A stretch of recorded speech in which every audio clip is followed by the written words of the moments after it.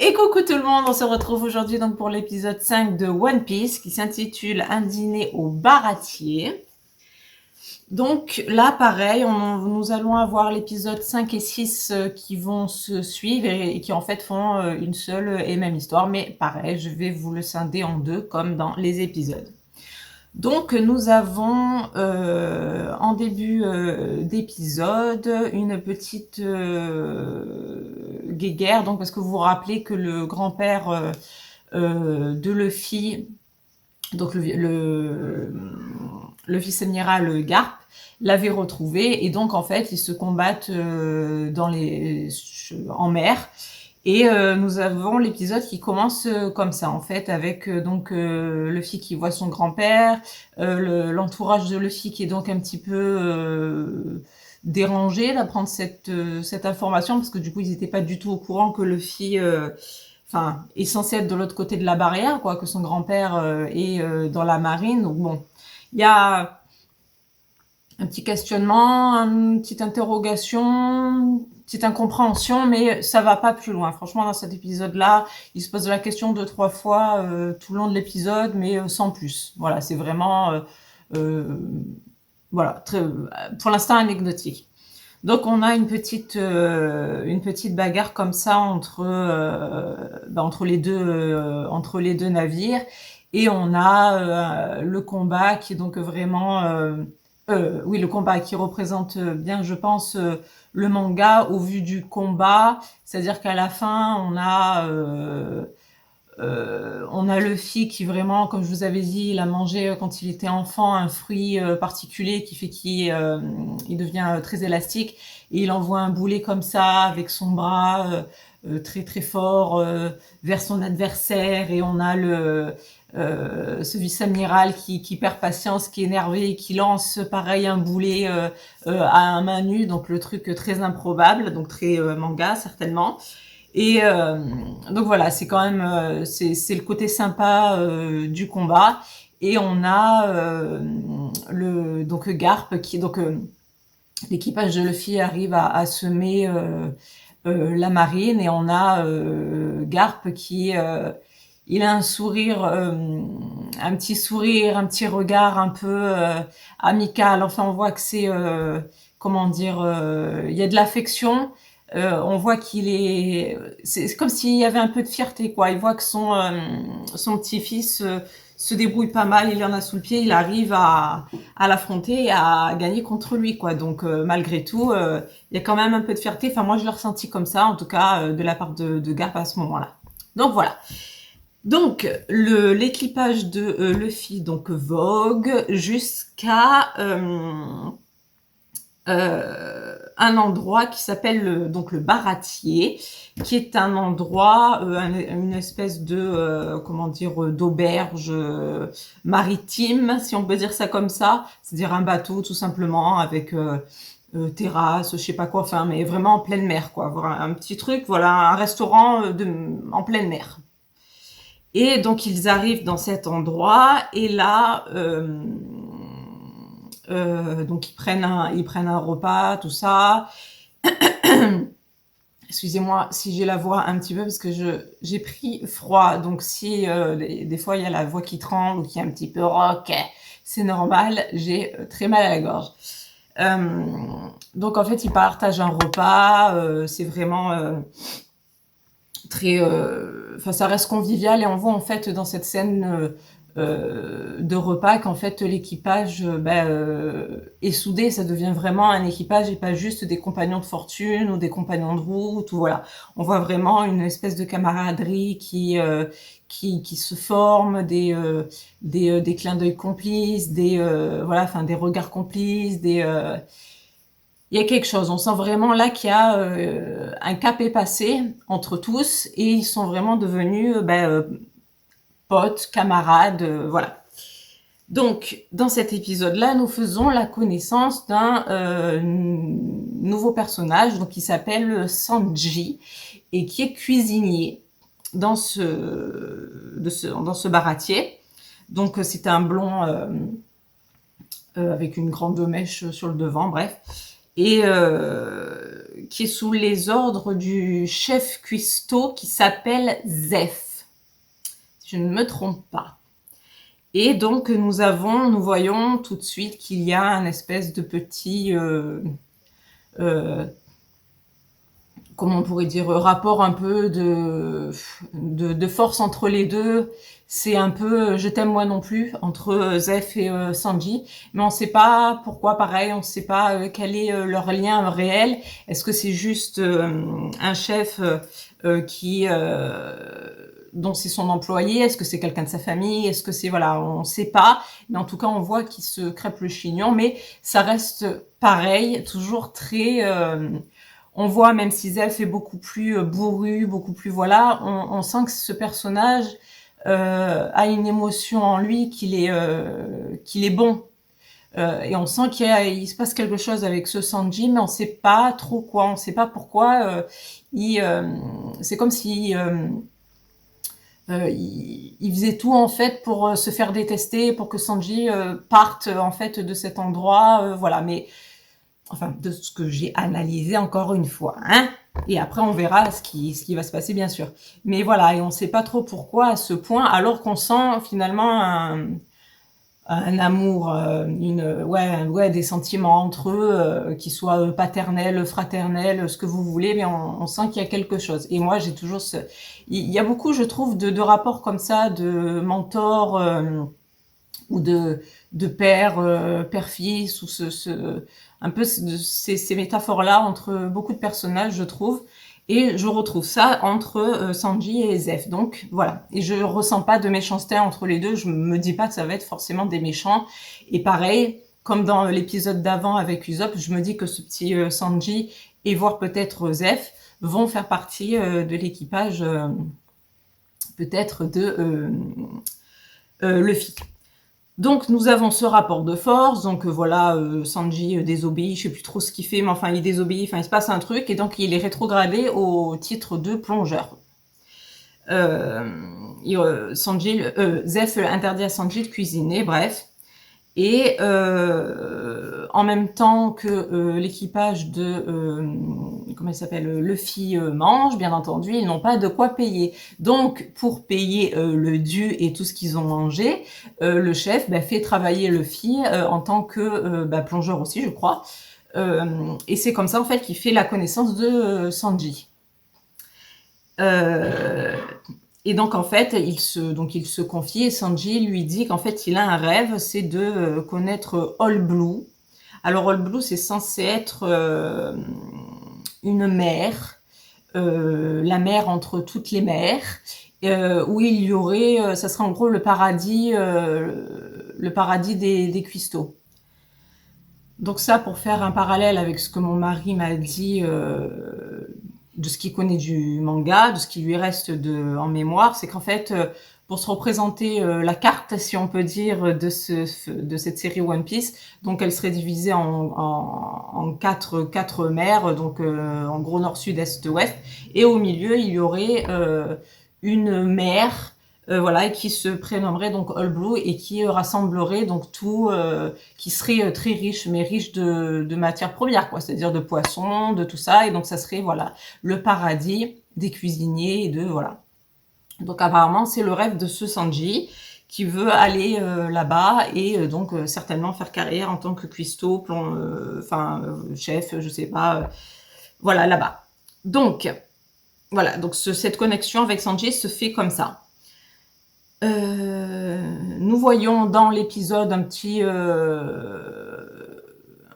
une scène où on voit un pirate affamé qui arrive sur le navire, et Sanji désobéit à Zef et lui fait à manger pour voilà, parce qu'il voit à bout de souffle, etc. Donc ça montre pareil, cette scène montre que Sanji est quelqu'un de bon au fond, et que pour lui la cuisine c'est vraiment quelque chose pareil, c'est sa passion, c'est son leitmotiv, c'est parce qu'ils ont chacun quelque chose qui les tienne, un rêve, une mission, un truc, et lui c'est vraiment ça.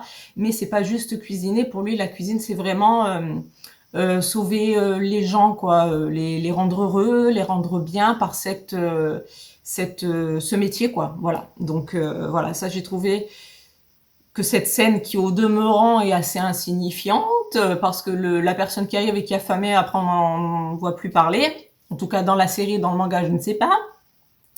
Mais voilà, je l'ai perçu comme ça, c'était vraiment pour montrer que Sanji, lui, son truc, c'était la cuisine, et que pour lui, ça voulait dire, voilà, vraiment ça englobait vraiment, c'est pas juste la cuisine pour la gourmandise, mais c'est vraiment quelque chose qui, en gros, rassemble les peuples, fait que tu es heureux, peut sauver des vies, c'est ouais, être au service de la personne en ce sens-là. C'est comme ça que je l'ai analysé. Donc, nous avons ensuite, donc la journée se passe, tralala, et nous avons le soir qui arrive, et nous avons pareil un petit face-à-face avec Nami et Zoro, où en fait ils essayent de se connaître un peu plus l'un l'autre. Comme je vous dis, il y a vraiment ce copinage, cette fraternité qui commence à naître, et ils essayent d'en connaître un peu plus l'un sur l'autre, et donc ils se font des paris en shot, vous voyez ce que je veux dire? C'est-à-dire, si tu perds, tu poses une question sur moi, sur ma vie, si tu perds, tu bois un shot et voilà, petit jeu d'alcool. Parce que Zoro est, on le voit dans la série, assez attiré par l'alcool, il aime bien ça, donc voilà, du coup ce jeu l'amuse aussi énormément. Et donc voilà, c'est mignon parce qu'ils essayent d'en savoir plus l'un sur l'autre, ils pensent avoir capté l'un, capté l'autre, mais en fait ils font fausse route, enfin il y a des... voilà. Mais c'est mignon, voilà, c'est un petit truc qui fait qu'ils se rapprochent, alors bon, autour de l'alcool, autour d'un jeu, mais voilà, c'est toujours cette petite parenthèse pour en connaître un peu plus déjà, parce qu'ils en disent un petit peu quand même, et voilà, cet esprit de fraternité. Et durant cette soirée arrive encore un nouveau personnage qui s'appelle Dracul Mihawk. Donc c'est un pirate très charismatique, avec un chapeau, donc tout en noir, torse nu, avec simplement une grande cape, enfin dessus là, je sais pas trop quoi, torse nu, avec le reste pirate en bas, grand chapeau genre mousquetaire, avec un espèce de bouc très dessiné, tout ça, très beau d'ailleurs, très bel acteur. Et voilà, et j'aime bien aussi, j'ai beaucoup aimé aussi ce personnage parce que pareil, très froid, très glacial, très voilà, j'ai aimé, j'ai trouvé en plus l'acteur charismatique pour jouer ce rôle-là. Donc je sais pas trop à quoi il ressemble dans le manga. Sinon, je suis allée voir, je suis allée voir en photo sur Google, et oui, il lui ressemble bien. Il est très très bien représenté. Mais c'est vrai qu'en ayant vu l'épisode sans faire de recherche avant, parce que j'ai rien voulu me spoil du tout, je l'ai trouvé très charismatique et très beau. Ça c'est optionnel, ça ne regarde que moi. Et nous avons un tout petit flashback en fait où on voit ce fameux Mihawk qui est appelé par le vice-amiral Garp pour retrouver, il est mandaté en fait pour retrouver ce Monkey D. Luffy. Kobe entend l'appel, et lui ça le choque en fait parce que lui qui est très dans la justice, dans la droiture, etc., il se dit mais comment ça se fait vous vice-amiral, comment ça se fait qu'en fait vous dialoguez, vous faites du copinage avec les pirates alors qu'on devrait les arrêter? Pourquoi faire appel à eux pour arrêter d'autres pirates? Enfin, je comprends pas. Donc il y a un petit truc comme ça qui se passe en lui. En fait, déjà, il est pas très au clair avec ce qui est en train de se passer. Voilà, c'est ce qui fait en fait la différence, ça c'est une petite aparté, entre ce qui a vraiment existé avant, c'est-à-dire ce qu'on appelait les corsaires, qui étaient en copinage, on va dire, espion, enfin, en gros, de l'armée. C'est-à-dire qu'ils donnaient des informations à l'armée, et l'armée, en gros, les laissait un peu tranquilles, quoi. Ils les laissaient, voilà. À la différence des pirates, simple, que eux, on arrêtait, et qu'on, voilà. En fait, ce qui a toujours existé, même aujourd'hui, avec la mafia. Bref, petite parenthèse. J'espère qu'il va rien m'arriver en disant ce genre de choses, mais bon voilà. Donc c'est pour faire ce petit parallèle avec Garp, pourquoi appelle Mihawk, voilà, c'est ce truc qui a toujours existé depuis la nuit des temps. Bref. Et donc nous avons Mihawk qui je crois que c'est avec Usopp qui est assis au bar, enfin qui fait un peu, il danse, bref, et Mihawk demande à voir Luffy. Et Usopp, je sais plus comment, parce que, enfin bon, ils se retrouvent en gros tous les quatre avec Zoro et Nami qui sont en train de se faire leur shot, et Usopp, et voilà. Et donc ils lui disent pas, je crois, qu'il est là. Donc nous avons Mihawk qui est au bar, et au bar il y a en même temps Usopp qui fait un peu voilà, il est un peu saoul, il danse, il fait un peu l'imbécile, tout ça, et il se vante de tout ce qu'il a fait avec son équipage, dont son capitaine Luffy. Donc Mihawk entend ça, il lui dit mais où est cette personne, où est Luffy en gros. Usopp l'amène, je crois que c'est comme ça que ça se passe, il l'amène avec Nami et Zoro. Et il pose la question, donc Nami dit, je crois qu'elle le dit, non, mais en gros il est pas là, bref, ils se protègent les uns les autres, sauf que Zoro, il a tiqué dans son œil, il dit, vous êtes, je crois qu'il lui dit ça, il lui dit, vous êtes Mihawk, donc oui, très bien. Et là on sent qu'il y a une petite bascule dans la tête de Zoro, et en fait il se lève, il dit, voilà, je suis très honoré de vous rencontrer, en gros vous êtes mon modèle depuis toujours, etc., je suis fan de vous, j'adore ce que vous faites, etc., mais je suis au regret genre de vous informer que mais en gros, je vous défie en duel. Voilà, demain, en gros, vous allez mourir ou je vais mourir. Enfin, il y aura un combat entre nous parce que comme il avait fait la promesse d'être le meilleur sabreur, apparemment ce Mihawk est très reconnu et apparemment est le meilleur. Donc pour Zoro qui avait fait cette promesse et dont ce Mihawk est très emblématique pour lui, il veut donc le défier. Donc, sur ces entrefaites, donc ils en parlent, donc il y a Zoro, donc ok, à demain matin, à l'aube. Et entre-temps, donc bien sûr, il y a Nami qui met toutes ses forces pour l'empêcher de le faire. Elle connaît un peu l'animal apparemment. Et elle lui dit qu'il va se faire en gros tuer. Et donc on voit là vraiment, elle se dévoile, elle se met à nu et elle montre vraiment ses sentiments, comme quoi elle est vraiment devenue amie avec eux, quoi, et qu'elle veut pas les perdre. Donc bon, il balance un petit excuse, c'est-à-dire que je croyais que genre tu œuvrais toute seule, tu n'avais pas d'amis, bref. Donc elle s'en va comme ça. Entre-temps, elle aussi, je vous l'ai pas dit, mais elle avait fait un pacte avec un pirate dans l'auberge, là, dans le bar, et à lui payer le voyage pour l'amener à un certain endroit. Et elle devait partir donc le lendemain matin. Au final, elle ne part pas, puisque le lendemain matin, il y a ce fameux combat, donc elle ne part pas, ce qui prouve quand même l'attachement donc de Nami maintenant avec l'équipage, quoi, et qu'elle ne veut surtout pas perdre Zoro, parce que pour elle, le jeu, enfin, c'est fait d'avance, quoi, il va être tué. Il y a Luffy aussi dans la conversation, donc il n'y a pas de rapport là entre Mihawk et Luffy, donc pour l'instant ça il n'y a pas. Mais il y a ce Luffy donc qui se positionne en tant que capitaine. Il écoute les uns les autres, etc. Et c'est le seul en fait qui n'interdit pas, en gros, même s'il fera ce qu'il veut, mais qui n'interdit pas à Zoro de ce combat.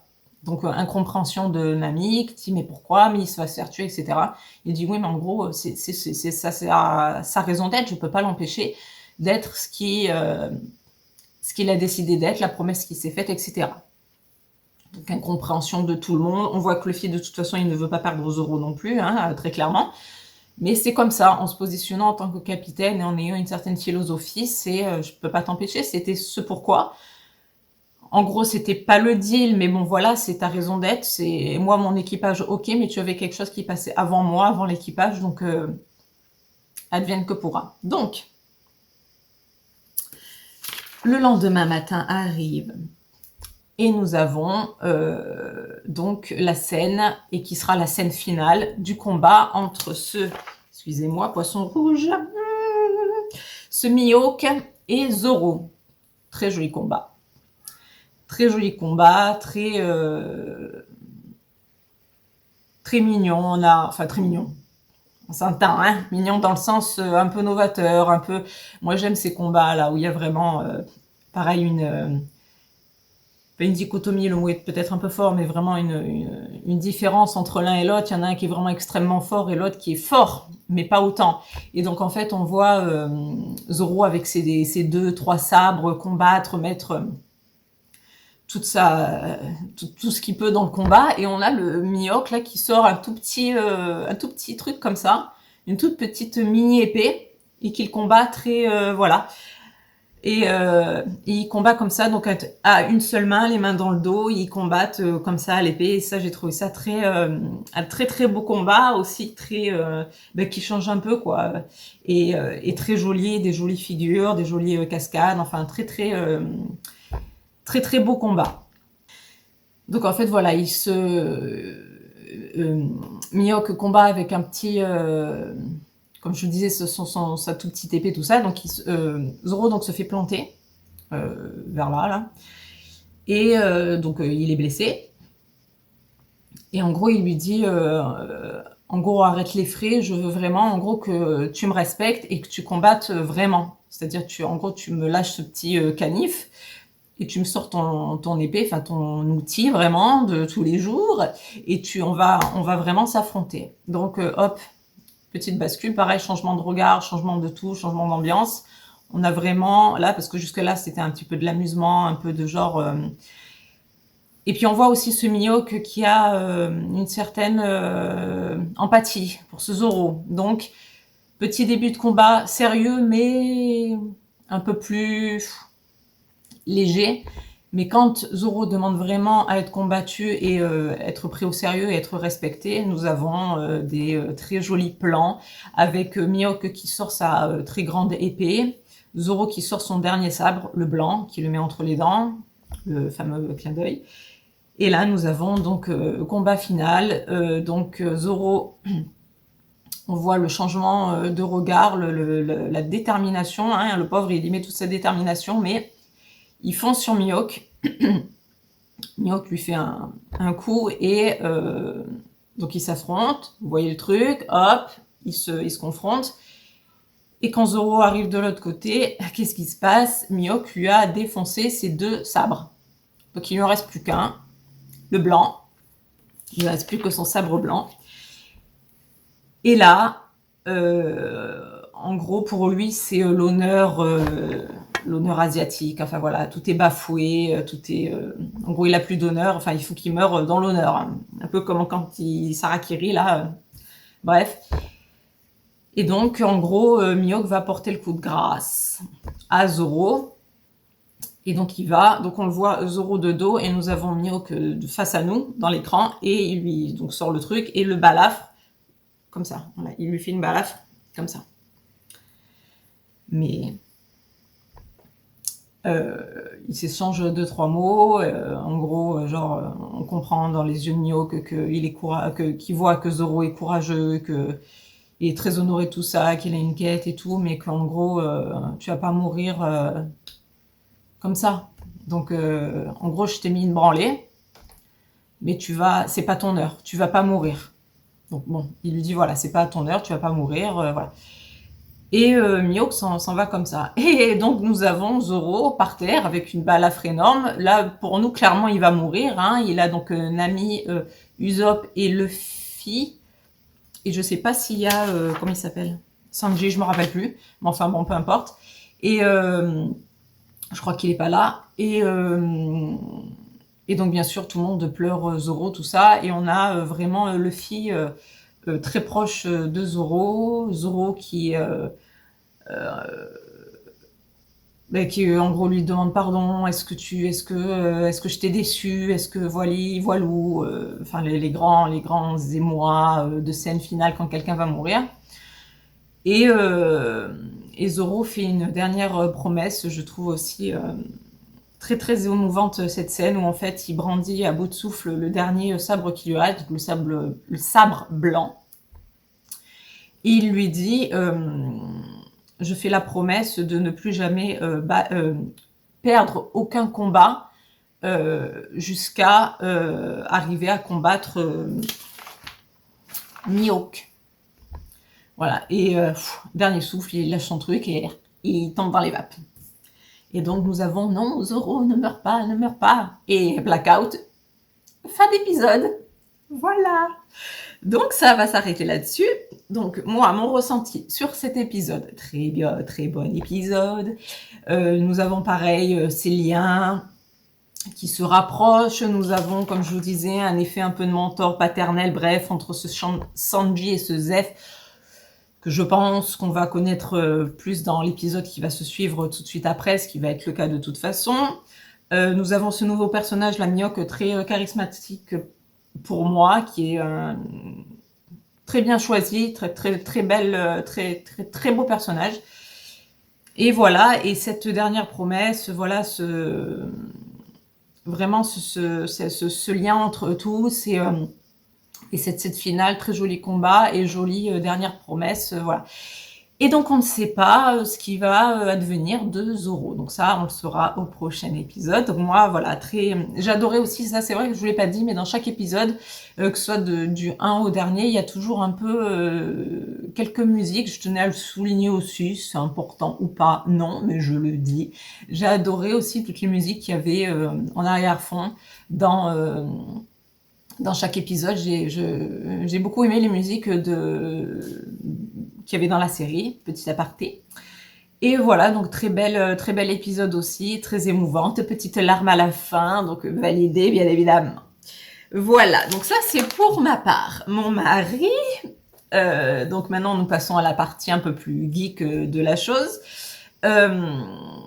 Donc toujours pareil, lui il a adoré. Je rappelle que mon mari a vu les épisodes il y a quand même un bout de temps, qu'il ne les a pas revus depuis et qu'il n'est pas à jour comme pourraient l'être les geeks qui ne feraient que ça. Donc il a son avis, mais il a son avis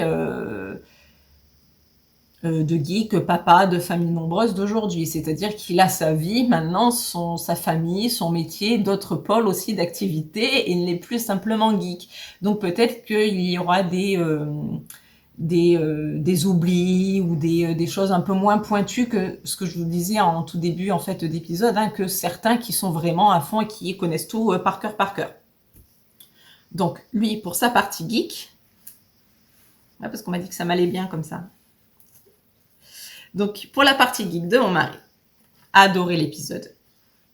A trouvé aussi que Mihawk a été très bien choisi, que c'était un très bon acteur, très bien représenté, etc. Il a donc noté cette partie geek et nourriture qu'on retrouve, comme il m'a dit, qu'on retrouve beaucoup dans les shonen. Donc ces fameuses scènes où on voit les personnages de manga qui mangent énormément, ça je le connais parce que je connais Dragon Ball Z. Ça j'ai suivi. Ça j'ai quand même suivi des mangas. J'étais pas une geek, mais une petite geekette quand même hein, quand j'étais jeune, parce que je connais quelques mangas quand même, dont Dragon Ball Z que j'ai beaucoup aimé et que je les ai tous vus. Et voilà, donc on a ça, c'est ce rapport, voilà, le fille comme quand il est avec la petite blonde et qui mange, là pareil au baratier qui mange, enfin on a ce clin d'œil là. Nous avons donc il a retenu aussi la présence, donc oui, parce que j'en ai pas parlé, enfin parce que pour moi c'est un peu anecdotique, même si ça change un peu de l'ordinaire, mais c'est vrai que nous avons la présence des escargophones qui sont là depuis le début plus ou moins de la série et qui sont un clin d'œil bien évidemment au manga et qui sont assez notables parce que c'est une manière assez particulière de communiquer. C'est quelque chose un petit peu qui sort de l'ordinaire et qui est notable dans cette série. Pour lui, donc nous avons dans les deux combats, donc au tout début du film avec Garp qui tire un boulet donc à main nue comme je vous disais, qui est bien retranscrit, qui fait un beau clin d'œil au manga, et nous avons aussi donc Mihawk quand il est donc au téléphone avec à l'escargophone avec Garp, et que donc il le met sur pause un instant parce qu'en même temps il est en train de combattre au même moment que Garp l'appelle, et qui donc par un grand effet d'onde de choc ou je ne sais quoi coupe un bateau en deux. Voilà, donc référence au manga, donc ça lui a fait plaisir de voir ces références-là. Donc c'est vrai qu'il s'est un peu, ça lui a rappelé le manga, hein, tout simplement. Ces clins d'œil-là qui ont été mis en avant ont été sympas. Donc pour lui, voilà, c'est ça en fait, ce qui est mis en avant un petit peu plus, c'est que on voit des mecs depuis le début de l'épisode, bon, pas tout à fait, ils ont tous une particularité, mais c'est pas tant développé. Là, vraiment, il y a des scènes, comme je vous disais, avec ce boulet à la main, tiré à la main, la Mio qui coupe le bateau en deux, c'est vraiment là des références exagérées qui font vraiment référence au manga, et du coup, ça lui a fait plaisir de voir qu'ils ont essayé de retranscrire ça dans une série dite réelle. Mais voilà, donc ça fait quand même, il y a des extravagances du manga qui sont retranscrits dans l'épisode, et donc ça lui a fait plaisir. Pour lui, on commence à mieux voir aussi donc toute cette finesse du manga. Il a trouvé également que les combats avec Mihawk étaient très classe, très bien représentés, très beau, très classe. Il a quand même un petit bémol sur la scène de fin, où en fait il trouve que Mihawk est très bien, mais d'après lui, de ses souvenirs, les attaques de Zoro sont pas assez spectaculaires que dans le souvenir qu'il avait du manga. Donc voilà, ça c'est son ressenti. C'est vrai que dans la scène finale, on a vraiment tout mis sur comment dire, Mihawk, il est vraiment très très mis en avant, il est vraiment enjolivé, ses combats sont vraiment nickel, d'une grande finesse et tout. Et c'est vrai que Zoro, on le sent là beaucoup plus fébrile et un peu moins comment dire, un peu moins pas fort, mais un peu moins surpuissant, voilà.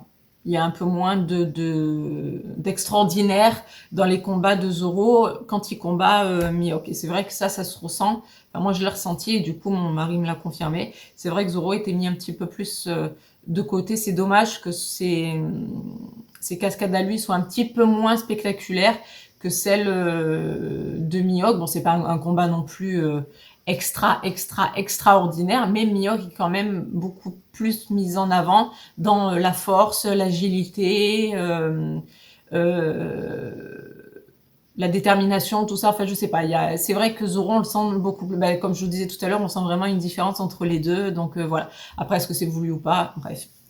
Donc voilà pour cette analyse d'épisode 5. Donc maintenant, il va falloir attendre l'épisode 6 qui suit tout de suite après. Donc, gros bisous et à l'épisode 6. Bye bye.